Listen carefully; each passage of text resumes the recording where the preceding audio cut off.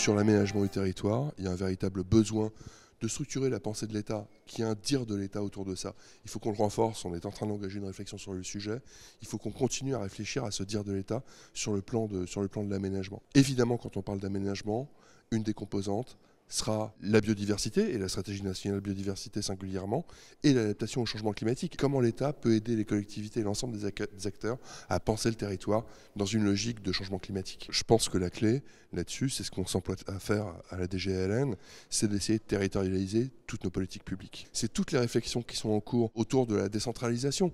On en a parlé sur le logement. Je ne sais pas si on aboutira à une décentralisation du logement. En tout cas, la réflexion est toujours en cours. On en parle pour le zonage. Ça s'effectue dans un cadre interministériel, mais on continue à réfléchir à tous les moyens qui permettront de territorialiser les politiques publiques.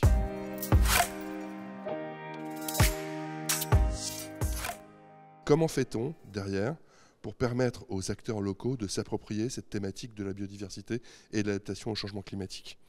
Se l'approprier, ça veut dire travailler à la question de l'accompagnement, notamment des collectivités, à travers l'ensemble des opérateurs de l'État. Une administration centrale, et la DGALN, peut se penser comme une direction productrice de normes. Or, on ne doit pas être simplement une direction productrice de normes. Une fois que la norme est édictée, il faut absolument qu'on l'accompagne sur les territoires.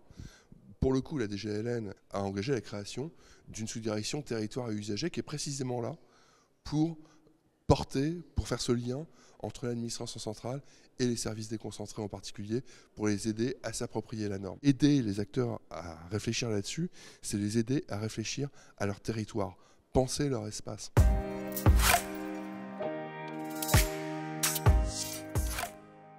Ce qui est pris en compte de plus en plus, ce qui était peu le cas auparavant, c'était le confort d'été.